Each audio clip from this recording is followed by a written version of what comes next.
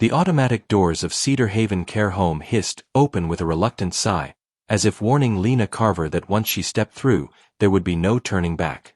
She stood for a second in the entrance, the sterile scent of antiseptic mingling with the faint sweetness of wilted flowers. Her heart beat a little faster, not from nerves, but from the weight of starting over. Again. 32 years old, with no partner, no family to call her own, and a nursing resume made up mostly of underpaid jobs in underfunded homes, Lena had mastered the art of arriving quietly and going unnoticed. But today, something felt different. The air felt heavier here. She was greeted by Diane, the charge nurse, a woman in her late 50s with a thick braid, a sharp voice, and surprisingly gentle hands. "You're the new aide? Carver?" Lena nodded. "Yes, ma'am." "No need for ma'am. Just don't fall behind on the charting or leave a patient wet, and we'll get along just fine." Diane led her through the halls, offering quick summaries of the residents. Mrs. Redmond, chronic complainer but sharp as a tack. Howard, sweet but forgetful, won't remember your name after lunch. Then there was Walter Granger. They stopped just outside room 109. Diane lowered her voice. "Now, this one. He's a character. Staff call him the Bear Man. Keeps to himself. Doesn't talk much unless you ask about the war or the weather. But whatever you do, don't touch his teddy." Lena blinked. "His what?" Diane gestured. Through the half-open door, Lena caught her first glimpse of Walter. Thin, gray-haired, maybe mid-90s, sitting stiffly in a recliner with a battered, one-eyed teddy bear clutched tight in his hands. "You'll see," Diane said. "He guards that thing like it's gold." Lena stepped inside later that afternoon with a routine task: med check, vitals, make conversation if they were lucky. Walter didn't acknowledge her at first. His eyes were fixed out the window, where snow flurries swirled past bare tree limbs. "It's starting to stick," Lena offered softly. Silence. She moved closer and gently pressed the blood pressure cuff around his arm. Only then did he turn toward her. His eyes were clear, startlingly blue, and deeply sad. "You're new," he said. "Yes, sir." "Lena." He nodded. Then his hands shifted, hugging the teddy bear closer to his chest. The bear's fur was matted, stitched together at the seams, its left ear nearly torn off. "That's a handsome bear," Lena said, smiling. Walter said nothing. But his fingers trembled slightly. She didn't push. The next day, Lena returned for her rounds. She found Walter in the same chair, the same stoic expression. She tried again, this time sitting across from him instead of just standing over him like a nurse. "I know it's not my place," she began, "but I'm good at sewing. If you'd ever like me to fix that bear's ear." Walter's grip tightened. "It's fine." She nodded. "Of course. Just offering." She stood to leave, but he spoke before she reached the door. "It belonged to someone." Lena turned. Walter's eyes didn't meet hers. "Before the war. Before everything."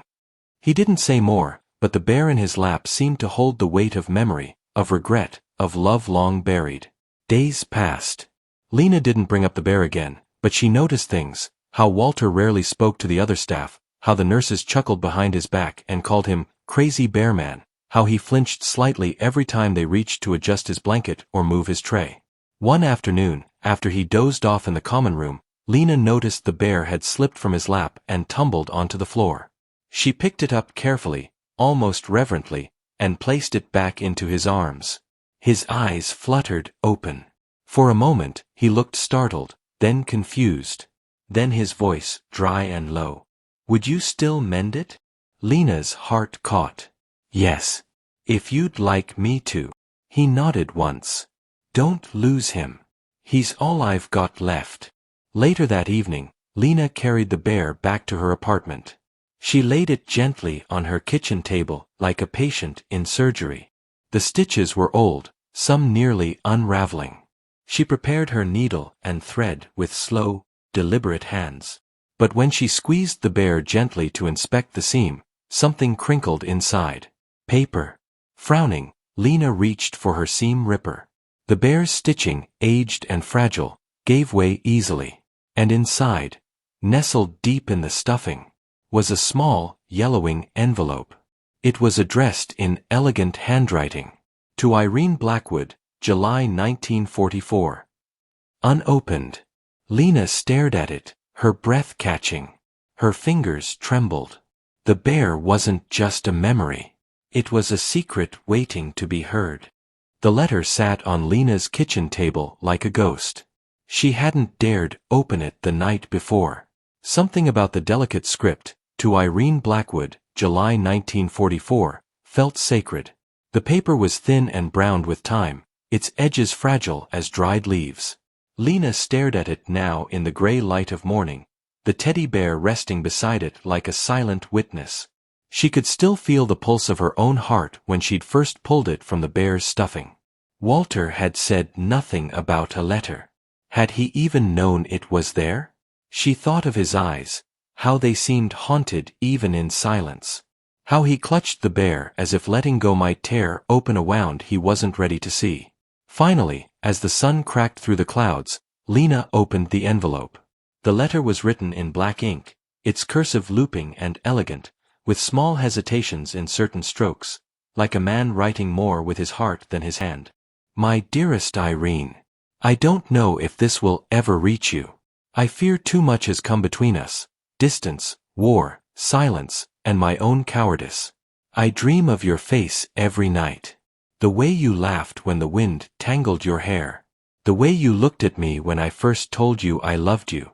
I left, not because I stopped loving you, but because I thought it would be better for you to move on. I see now that I was wrong. I should have fought. I should have stayed. If there's still a chance, any chance at all, please write back. I'll wait. Yours always, Walter. Lena sat back, stunned. This wasn't just a love letter, it was a plea, a confession. The kind of raw, aching vulnerability you didn't often see in men of Walter's generation. She looked down at the bear, feeling suddenly like she'd cracked open not just a seam, but a soul. When she returned to Cedar Haven that afternoon, Lena found Walter in his usual spot by the window. Snowflakes drifted lazily outside, collecting along the sill. He didn't look up as she entered. Lena hesitated, then gently placed the newly mended bear in his lap. The stitches were tighter now, neater. A thin, pale blue patch covered the missing ear. Walter stared at it. His hands trembled slightly. I found something inside, Lena said softly. A letter. At this, Walter's eyes flicked up to hers. Alert. Unreadable. She pulled the envelope from her pocket and offered it to him. He didn't take it. Instead, he asked, in a voice as rough as gravel. Did you read it? Lena nodded. Yes. I'm sorry. I didn't mean to intrude. Walter looked down at the bear again. His fingers brushed the spot where the seam had been opened. I didn't know it was still in there, he murmured. I thought I'd burned it. Silence stretched between them like a frozen lake. Lena waited. Finally, he spoke again. Irene was everything. We were supposed to marry after the war. I went to Europe. She stayed in Charleston with her sister. We wrote every week. Then, the letters stopped. Her sister said she died in a fire. I never saw her again. Lena's brow furrowed. But this letter, it was never sent. Walter laughed bitterly. No. I wrote it, then lost my nerve. Or maybe I just gave up. I don't remember. I sewed it into the bear before I shipped out. I used to think it was safer that way. Now I'm not sure. She knelt beside his chair. I don't think it's too late, Walter. He looked at her, his eyes wet and rimmed red. For what? To know the truth. About what really happened to her. Walter didn't answer. He stared out the window, his hand clutching the letter now, holding it like a map to a place he wasn't sure existed anymore. That night, Lena couldn't sleep. She lay in bed replaying Walter's words, the pain etched into every one. She Googled Irene Blackwood Charleston 1944 on her phone, not expecting much. But something strange happened. A headline from an archived Charleston newspaper popped up. House fire claims woman's life, authorities rule it accidental. The article mentioned a young woman, Irene Blackwood, listed as deceased, but it was vague. No body was ever identified. The article noted extensive fire damage and inconclusive remains. It didn't sit right. Something about it felt off. Lena's fingers hovered over her phone. If this was her grandmother, her sister, her love, she wouldn't stop at one newspaper clipping. She knew now that she couldn't stop either. She had opened a seam, and what lay inside might just unravel everything. Lena stood in the back corner of the Cedar Haven break room, cradling her lukewarm coffee, her thoughts miles away from the clock-in chatter around her. The old newspaper article about Irene Blackwood was folded neatly inside her cardigan pocket, but its details echoed endlessly in her mind. No body recovered. Fire ruled accidental. No next of kin listed. Just gone. A woman erased by flame and time. She had read it over and over the night before, and something about the wording gnawed at her. Inconclusive remains. Investigation closed due to lack of evidence. The gaps in the report weren't just frustrating, they were suspicious. Lena had seen enough death in her line of work to know that when people vanish without answers, it's rarely as simple as an accident. She left her coffee half-finished and returned to Walter's room. He sat in his recliner, the teddy bear balanced on his lap, his gaze fixed out the window like always, but Lena noticed something had changed. His hand now rested lightly, protectively, over the bear's newly mended ear, as if he knew it carried more than stuffing now. "I looked up the fire," she said softly, easing into the seat across from him. "In Charleston. The one that supposedly killed Irene." Walter's eyes flicked toward her, cautious. "No remains were found," Lena continued. "Just a purse with her name and some singed documents. They ruled it accidental, but it doesn't add up. No autopsy. No family interviewed. It was all too neat." Walter's lips pressed into a hard line. "I told you. Her sister wrote to me. She said Irene was gone." Lena shook her head gently. "Did you ever speak to her? Go back to Charleston." His silence was the only answer she needed. "No," he finally muttered. "By the time I got leave, I had nothing but ashes and a telegram. Then Edward told me. Well, he said he'd handled it." Lena blinked. "Edward? My brother. He was stationed stateside. He and Irene, they never got along. He always said she was too wild for me. That she'd break my heart." Walter's voice faltered. "I didn't think much of it then." A knot formed in Lena's stomach. How involved was Edward in all this? Walter gave a bitter chuckle.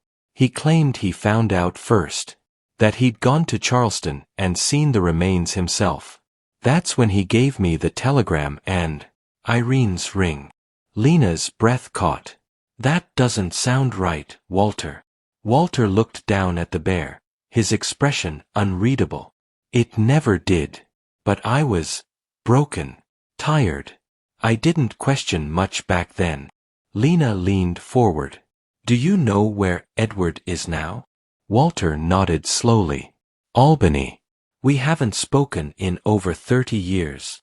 That evening, Lena pulled out her laptop and searched public records until she tracked down Edward Granger, still alive, living in a modest brownstone in Albany, New York.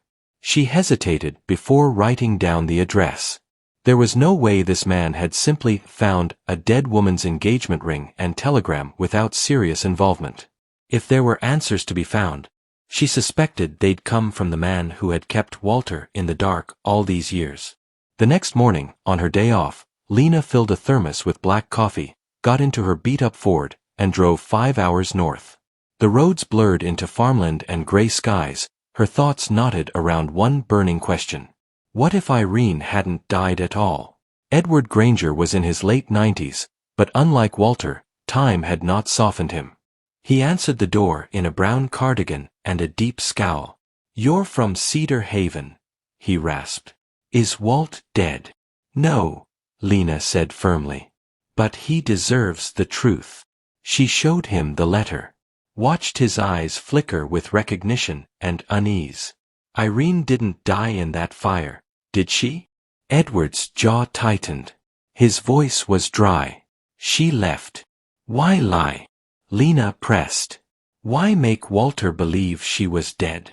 "She wasn't good for him," Edward said coldly. "Flighty. Secretive. She would have broken him. I did what I thought was best." "You forged a death." He said nothing. "You kept her letters from him," Lena accused. "Blocked her from contacting him. That wasn't protection. It was cruelty." Edward finally snapped. "She was going to run off. I saw her bags packed. She never wanted to marry him. I just gave her the exit." But Lena wasn't buying it. His eyes darted. He was hiding something more. "She didn't run, did she?" Lena whispered. "You made her disappear." His silence said everything. That night, Lena sat in her parked car outside a cheap motel, the cold biting through the cracked window. In her lap lay a photo she'd found in Edward's old cabinet when he left the room for a moment. A photo of a woman who looked like Irene, aged, with the name Iris Baldwin scrawled on the back. A hospice tag on the photo read, Rochester, New York.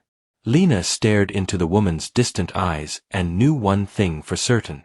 Irene Blackwood hadn't died. She had been buried alive by lies. And Lena was going to find her. Edward Granger lived in a world of carefully stacked lies, and Lena had just knocked one of the bottom ones loose. She couldn't stop thinking about the photo she'd found. Iris Baldwin. The handwriting was unmistakably Edward's. He hadn't even bothered to hide the evidence well. It sat tucked in a brittle photo album, carelessly marked Old Friends, as if time would dull the truth beneath it. But now Lena was back in Albany, sitting across from Edward again, this time not as a caregiver, but as an investigator. "Who is Iris Baldwin?" she asked, holding up the photo. Edward squinted at the image, then leaned back in his chair with a sigh that sounded like a storm collapsing. "You've been poking around in things that don't concern you." "They concern Walter," Lena shot back. "And Irene. And maybe a daughter who never knew her parents." Edward laughed, a sound full of rust and bitterness. "So that's where you're headed, huh? Looking to put the whole broken family back together like some Hallmark movie." "I'm looking for the truth," Lena replied. Edward reached for his glass of water, took a slow sip. When he finally spoke, his voice was quiet. "She didn't die in the fire." Lena said nothing, just let the silence fill in the rest. "She left," Edward continued. "But not like I said. I lied to Walt. She didn't run off. I made sure he believed she was gone. I told him the fire took her and handed him that telegram and ring so he wouldn't go digging." "Why?" Lena asked, stunned by his admission. Edward's eyes glazed over, distant. "Because I loved her too." The confession landed like a weight in the room. "I knew she'd never choose me," he added bitterly. "But if I couldn't have her, I sure as hell wasn't going to let her ruin my brother."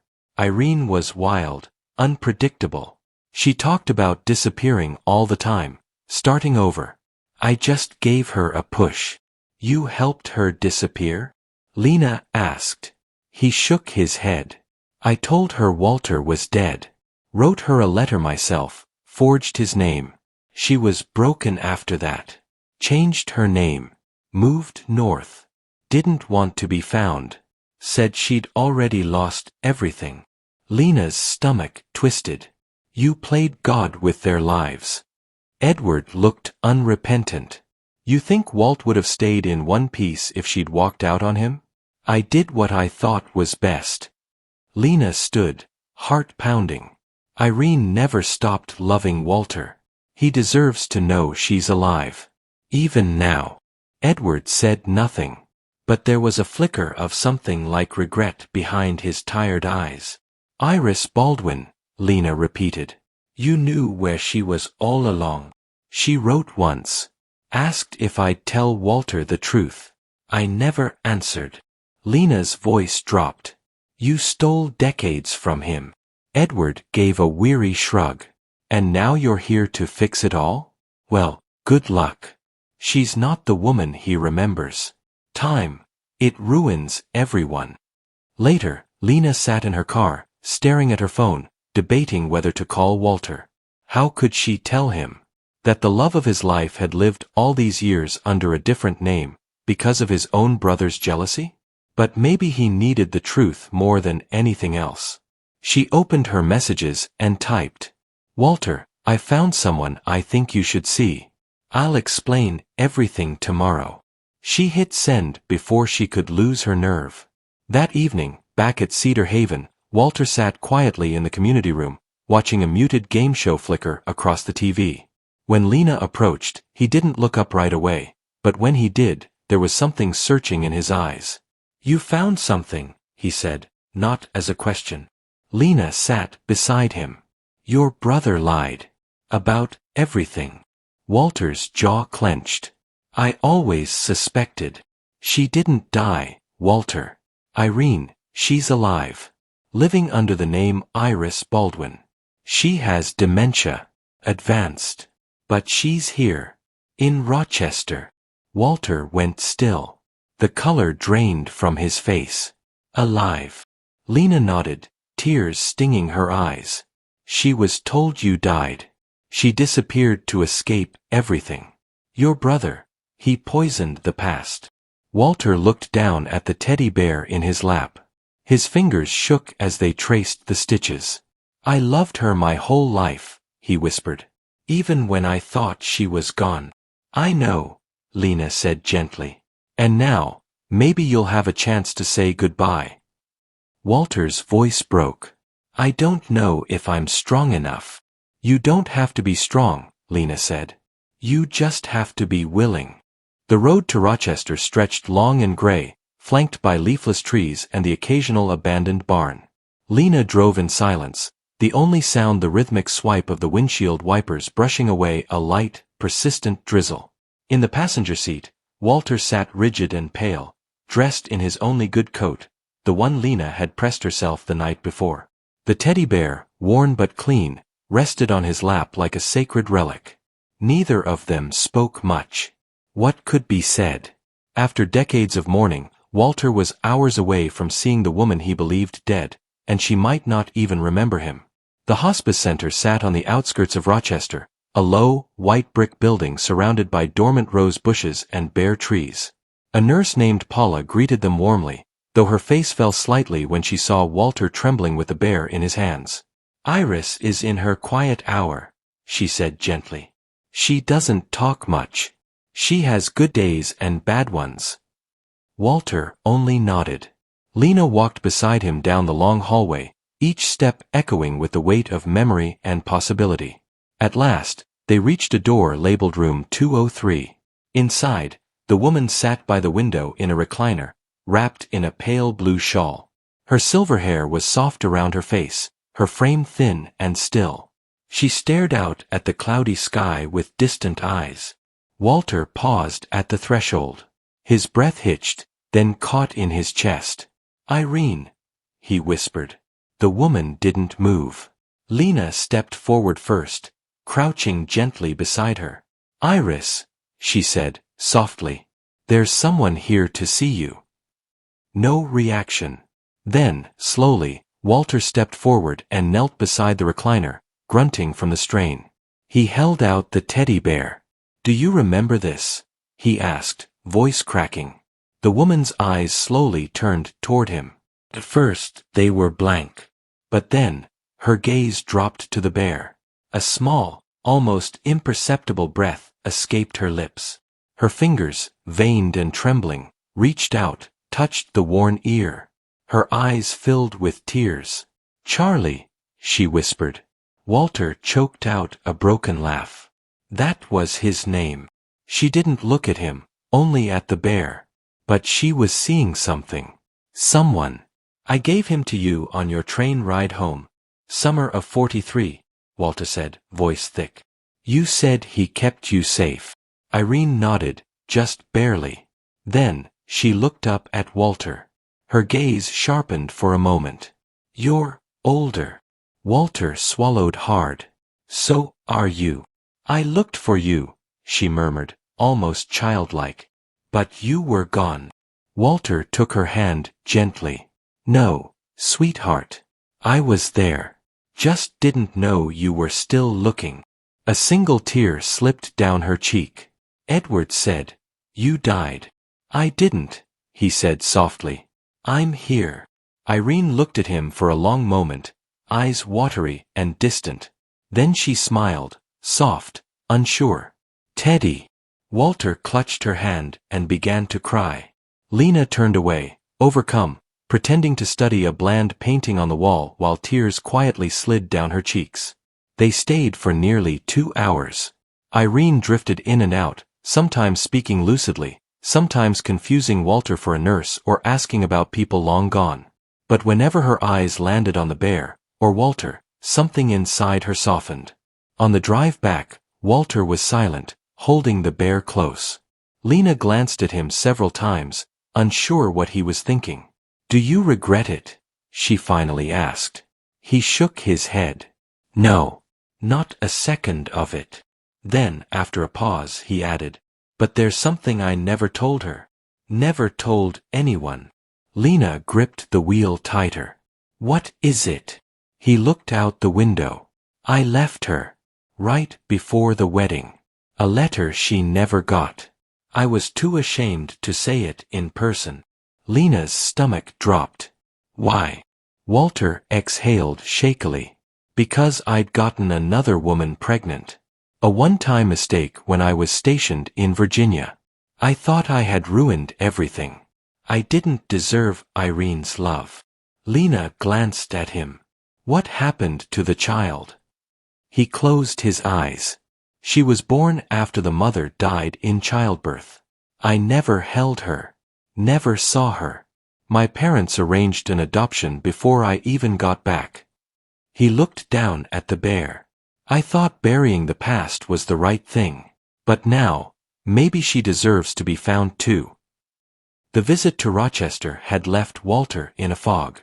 4 days afterward, he sat silently in the solarium at Cedar Haven, the teddy bear always in his lap, his eyes lost in memory. Irene had recognized the bear before she recognized him, and even then, it was as though she were seeing him through a broken mirror, fractured, incomplete, fading. Lena watched him carefully, uncertain whether to push him or let him drift. She knew he carried more weight than he let on. Guilt, years of silence, and now the truth about a daughter neither of them had met. It was Walter who finally broke the silence. I need to see her again, he said one morning, his voice low and resolute. Not just for me. For her. Lena looked up from where she was organizing medical charts. I'll make the call. The second visit came a week later, just as fall winds began clawing at the trees outside.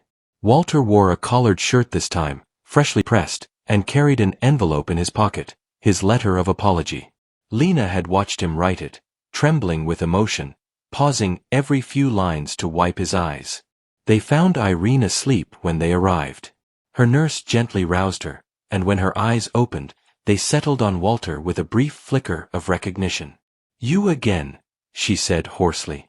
Walter sat beside her, the envelope clutched in his hand. It's me, sweetheart.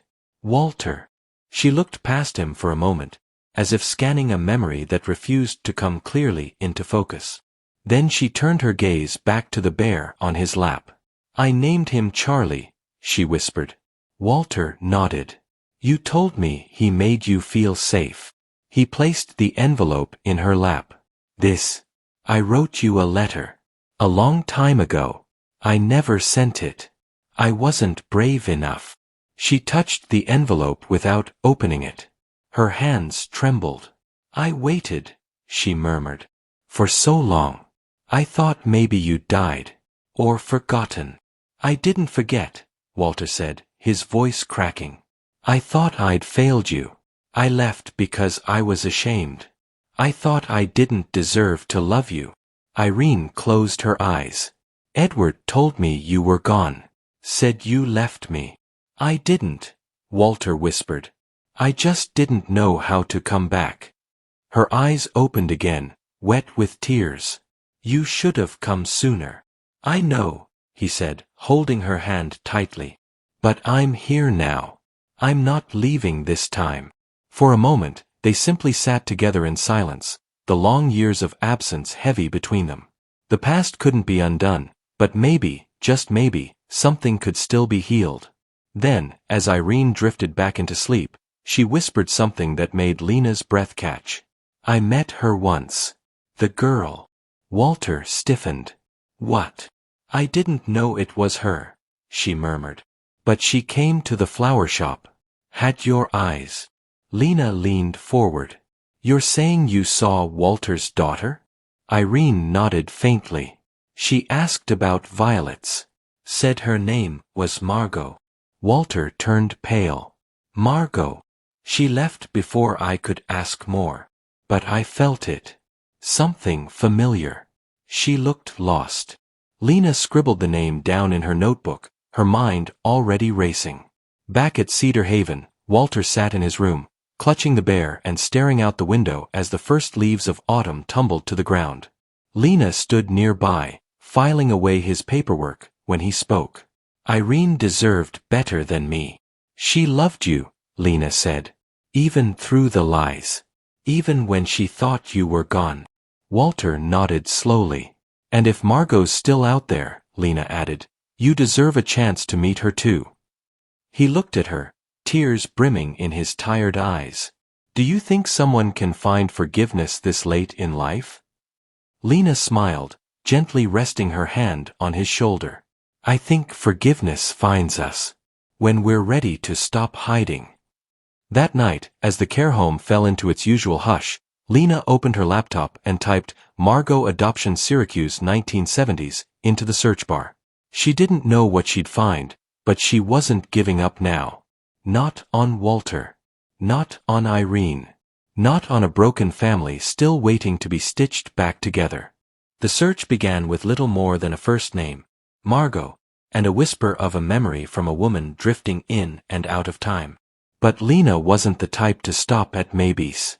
She spent late nights scrolling through public adoption registries, church newsletters, even digitized high school yearbooks from the 1970s. Every woman named Margot in New York between the ages of 50 and 60 was now a possible thread in a long frayed tapestry. Walter didn't ask for updates, but Lena could tell he was waiting. Each time she walked into his room, he'd glance up, hopeful, then quickly look away. He was guarding his heart, protecting what little remained of it after so much loss. Don't get your hopes up, Lena warned herself, again and again. But one name kept surfacing, Margot Ellis, a 55-year-old woman living in Syracuse. An old florist's website listed her as owner and manager, specializing in violets and wildflowers. Violets. Lena's breath caught when she saw it. Irene had mentioned violets. A few days later, under the guise of visiting an old friend, Lena drove up to Syracuse. The flower shop was nestled in a quiet corner of the city, painted a cheerful robin's egg blue. The windows were overflowing with potted plants and dried lavender bunches hanging from string. It smelled like earth and memory. Inside, a tall woman with shoulder-length silver-streaked brown hair stood behind the counter arranging wildflowers into mason jars. Her features were sharp, elegant, eyes the same stormy gray as Walter's. Can I help you? The woman asked. Lena stepped forward, heart pounding. Are you Margot Ellis? I am. My name is Lena Carver. I work at a care home. I think I may have found someone connected to your past. Margot tilted her head, wary. I don't know what you're talking about. Lena reached into her bag and carefully pulled out a faded photograph, Walter in uniform, holding a newborn wrapped in hospital blankets. Margot froze. My mother never talked about him, she said quietly. She died in childbirth. I was adopted. All I had was that picture. Lena nodded. The man in that photo, he's still alive. Back at Cedar Haven, Walter was sitting in his room reading the letter Irene had managed to write in her better days. When Lena returned, he looked up instantly, eyes sharp despite the fatigue etched into his face. "Well?" he asked. "I found her." Walter's lips parted, but no words came. He sat very still, his trembling hand clutching the edge of his chair. "Her name's Margot Ellis," Lena said. "She owns a flower shop. She knows." Walter turned his head toward the window, blinking rapidly. "Does she want to meet me?" Lena hesitated. "She's not sure. But I think she will." The next morning, Walter wrote a letter. It was only 3 sentences long. "I never got to hold you. But I've held you in my heart for 55 years. I'm sorry I wasn't the father you deserved." He didn't sign it as Dad. He signed it as Walter, because he didn't want to assume anything. Lena mailed the letter herself, along with the photograph Margot had never let go of. A week later, a small envelope arrived at Cedar Haven addressed to Walter Granger. Lena found him by the window, dozing in his chair, and placed it in his lap. He stared at it for a long time before opening it. Inside was a single note card, handwritten in neat, looping script. "I've been angry my whole life and never knew why. Maybe it was because I felt left behind. I don't know what a reunion would mean, but I'd like to find out. Margot." Walter pressed the note to his chest. "Thank you," he whispered, voice breaking. Lena smiled, tears welling in her own eyes. "It's not too late," she said softly. "You still have time." That evening, as Irene slipped further into her fading world, Walter sat beside her with the teddy bear in one hand and Margot's letter in the other. "I found her, Irene," he whispered into the silence. "I found our girl." Though Irene made no sign of hearing, a faint smile lingered on her lips as she slept. The air in Cedar Haven was thick with unspoken tension. Lena felt it in the staff lounge, in the way her coworkers paused their conversations when she entered, in the clipped way her supervisor, Melinda, addressed her. "You're getting too involved, Lena," Melinda said flatly one afternoon, arms crossed. "The Granger situation, Walter, it's not your responsibility." "He's not just a patient," Lena replied. "He's a human being. With a story. With a daughter he hasn't seen in over 50 years. Melinda sighed, clearly tired of this argument. "You're not a private investigator. You're a nurse's aide. I hired you to check vitals and change linens, not solve historical mysteries." Lena clenched her jaw. "I did what I thought was right." "Well, now you're on notice," Melinda snapped. "One more step out of line, and we'll have to reevaluate your position." The words hit Lena harder than she expected. Cedar Haven had been her lifeline, a place where she could bury her own grief beneath the quiet rhythms of care. But now, even that felt fragile. That evening, Lena found Walter sitting in the activity room, where a movie was playing for the other residents. He wasn't watching it. He sat in the corner, the teddy bear resting on his lap like always, a folded piece of paper in his hand. "I wrote Margot again," he said without looking up. "I told her I'd like to meet at her pace. No pressure." Lena sat beside him, her exhaustion melting just slightly in his presence. "She responded," he added, voice barely above a whisper. "She wants to visit next week." Lena smiled, despite everything. "That's incredible, Walter." He looked at her for a long moment. "You did that. You gave me back my daughter. And Irene." He trailed off. Lena swallowed hard. "Her time's running out." Walter nodded slowly. "I know. But I feel like I have a second chance. Somehow. And maybe you do too." Lena looked down at her hands. "I don't think second chances come for people like me," she said. Walter studied her. "Why not?" "My mother left when I was 8, Lena said softly. "No note. No goodbye. Just gone. My father drank himself numb every night after that. I spent most of my teenage years trying to be invisible. Then I got engaged at 25, and he left me too. Walter was quiet. You spend your life believing you're easy to leave, Lena continued, voice trembling. So you stop expecting anyone to stay. Walter reached out and gently patted her hand. I'm still here, he said. Later that night, Lena returned to her small apartment, the silence pressing in around her. She made herself a cup of tea and stared at the box of old letters she kept tucked under her bed, notes from her mother before she disappeared, faded Polaroids of her father sleeping off a hangover, a wedding invitation she never mailed. She had built walls around herself so carefully over the years. But Walter had chipped through them, piece by piece. She'd helped him find his daughter, helped him reach back into the past. Maybe it was time to stop running from her own. The next morning, Lena walked into Melinda's office before her shift began. I'd like to formally request to stay on Walter's care rotation, she said firmly. Melinda arched an eyebrow. I thought I made myself clear. You did, Lena replied. But this matters. He's at the end of his life, and he's doing something extraordinary. I don't want to abandon him in the middle of that. Melinda was silent for a long moment, then sighed. You have 2 weeks, she said. After that, we reevaluate. Lena nodded. That's all I need. Outside in the hallway, she passed Walter's room and saw him through the open door, writing something in a notebook, the teddy bear beside him, sunlight pouring over his white hair. There was so much loss behind them, and likely more ahead. But in that moment, it felt like something fragile was holding. Like the threads were finally mending. Rain streaked the windows at Cedar Haven, drumming a soft rhythm against the glass. Inside, Lena moved quietly through the halls, her thoughts spinning. In just 2 days, Walter's daughter Margot was scheduled to visit. It should have been a victory, a triumph even, but instead, there was a growing heaviness in her chest, as if something was still unfinished.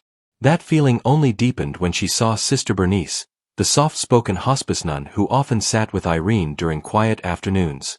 Sister Bernice flagged her down in the hallway. I've been meaning to find you, she said.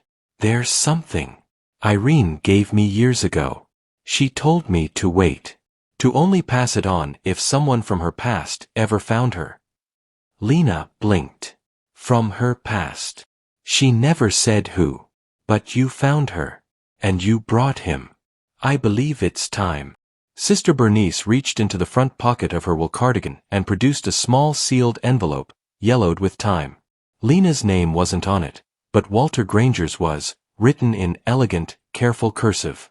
Lena held the letter in both hands, her breath caught between caution and wonder. She waited until evening, when Walter had finished dinner and was settled in his recliner with a soft blanket across his knees. The teddy bear rested on the windowsill, freshly cleaned and stitched, its presence now a quiet guardian rather than a burden. I have something, Lena said gently, handing him the letter. Walter stared at his name, tracing it with a shaky finger. He didn't speak for a long time. Then, with slow hands, he opened the envelope and unfolded the fragile paper inside. His lips moved silently as he read. Then again, more slowly, aloud. My dearest Walter, if you are reading this, then by some miracle the world has given us a second chance. I never stopped loving you. Even after you left. Even after I learned why. Edward told me lies. I see that now. He said you'd moved on. That you'd chosen another life. But I searched, Walter. I searched for you everywhere. I even changed my name so he couldn't find me again. I knew about the baby. I forgave you long before I found out. She was a piece of you, and I would have loved her like my own. The fire. That wasn't an accident. I believe Edward meant to scare me, but it destroyed more than the house. It destroyed our time. I waited. Years. I waited with the faith that someday, somehow, you would know the truth. I hope this letter reaches you before it's too late. I hope you find the peace we both lost. Yours, always, Irene. Walter clutched the letter to his chest and let out a sound that wasn't quite a sob. but not far from it. Tears slipped down his cheeks in silence. She knew, he whispered. She knew everything, and still waited. Lena sat beside him, her hand resting on his arm. She never stopped believing in you, she said. Even when you stopped believing in yourself. That night, Lena couldn't sleep. She lay awake thinking about faith, how it endures, sometimes quietly, even after years of silence. She thought about her own mother, and the unanswered questions she still carried. And she wondered if she'd ever be brave enough to face her own ghosts the way Walter had. The next morning, she made a decision. After her shift, Lena walked to the post office with a letter of her own, addressed to a woman she hadn't seen since she was 8 years old. I don't know if this will reach you. I don't even know if you're still alive. But I want to ask why. I want to understand. Not because I need anything from you. Just because I'm ready now. To know. Back at Cedar Haven, Walter folded Irene's letter and slipped it into the pocket of his sweater. He didn't want it framed or stored in a drawer. He wanted it close, right beside his heart. When he looked up at Lena, there was something new in his eyes, not just gratitude, but peace. I'm ready for Margot, he said simply. And for the first time in a very long time, his smile didn't tremble. The air at Cedar Haven felt charged with quiet anticipation. Staff moved a little more gently. The residents sensed it too, that something was about to happen. Lena stood in the lobby, smoothing her blouse for the third time, though she wasn't sure why. It wasn't her family walking through the door, it was Walter's. And yet, she felt like a piece of her heart was on the line too. Then the doors opened. Margot. She was tall, sharp-eyed, and cautious in posture. 55 years of life in her expression. Doubt, strength, curiosity. She held her purse close to her side like a shield, pausing before she stepped fully in. Lena offered a soft smile. You must be Margot. Margot nodded. You're the one who found me. I'm just the one who listened, Lena said. Walter's the one who remembered. Margot hesitated. He's nervous, isn't he? Yes, Lena admitted. But hopeful. And so proud. Walter sat in his room, back straight despite the ache in his bones. Irene's letter was tucked into the breast pocket of his cardigan, and the teddy bear, stitched, whole, sat on the chair beside him, like an old friend witnessing something sacred. When Margot entered, everything stopped. Walter's eyes, faded by time, welled up with a clarity Lena hadn't seen before. She looked just like her mother. The same tilt of the chin. The same thoughtful silence before speaking. He stood, with effort. I'm Walter, he said softly. I don't expect anything. I wanted to see you. Once. Margot stepped forward slowly. I used to wonder, when I was a girl, who you were. Why you weren't there. Walter's hands trembled at his sides. I was afraid, he said. And ashamed. I thought leaving was the right thing. But it wasn't. I missed every moment I should have had with you. He reached for the bear and held it out to her. This belonged to Irene. Then to me. I'd like you to have it. Margot took it in both hands. Her fingers curled around the worn fabric, brushing over the new stitches. I don't know what I feel, she whispered. But I don't hate you. Walter's breath caught. That's more than I deserve, he said. Irene lay in her bed across the hall, eyes closed, breath shallow. Her moments of lucidity had become rare. But that afternoon, something stirred. Lena sat beside her, brushing a cool cloth across her forehead, when Irene's eyes fluttered open. There was a glint of recognition. Walter, she rasped. Lena pressed her hand. He's right here. And Margot too. Irene's gaze shifted toward the doorway as Walter entered, supporting Margot's arm. She blinked. Her lips moved faintly. Together, she mouthed. Walter knelt beside her bed. He placed the teddy bear gently on her chest, his voice cracking as he said, We found our way back. Irene smiled, just a flicker of a smile, But it was real. Her fingers curled weakly around the bear. And then, peacefully, without fear or resistance, she closed her eyes once more. The final breath escaped her lips like a sigh of relief. The following week, the staff at Cedar Haven gathered in the garden to honor Irene. Margot stood beside Walter, holding the bear as they released a paper lantern into the sky. It drifted higher, flames glowing soft and steady, until it disappeared into the clouds. "She waited for him," Margot said to Lena quietly. "And he waited for me. I guess all this time, we were all just waiting for someone to come find us." Lena nodded.